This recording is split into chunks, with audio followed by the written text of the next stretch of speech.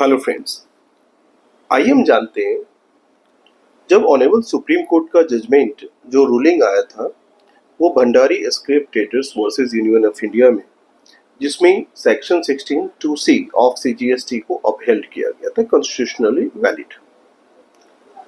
और उस जजमेंट में जो फोकस एंड की ऑपरेशनल पार्ट है कि बायर को ITC तभी मिल पाएगा बेनिफिट जब सप्लायर ने जो टैक्स अमाउंट है जो कलेक्टेड किया है वो गवर्नमेंट को पे करे।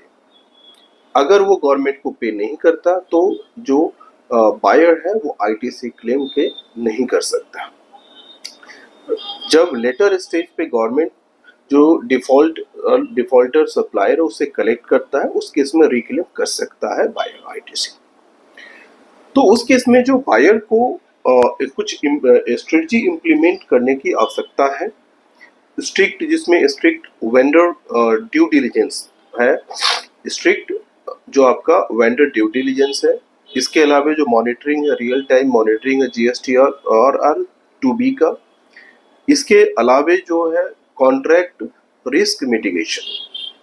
तो आइए हम समझते हैं कि जो वेंडर वेरिफिकेशन है और मॉनिटरिंग है उसमें हम क्या क्या कर सकते हैं। जैसे आपको चेक करना है GSTR 2B रेगुलरली। इसके अलावा आपको एक्सेस करना है जो सप्लायर के जो ट्रैक रिकॉर्ड है उसको भी, और आपको जो ऑटोमेटेड टूल्स है उसका भी इस्तेमाल आपको कर सकते हैं।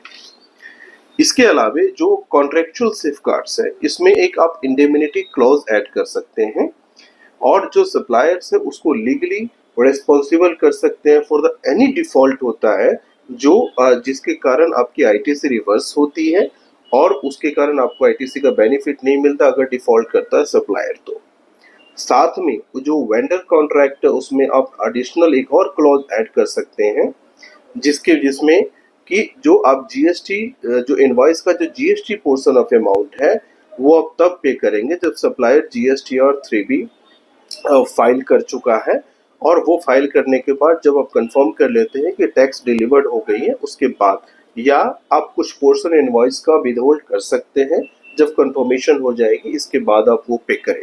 तो इसको आप कॉन्ट्रेक्चुअल सेफगार्ड से कॉन्ट्रेक्चुअल और रिस्क मिटिगेशन के अंदर आप ले सकते हैं जो आपको स्ट्रेटजी इम्प्लीमेंट करने की आवश्यकता है।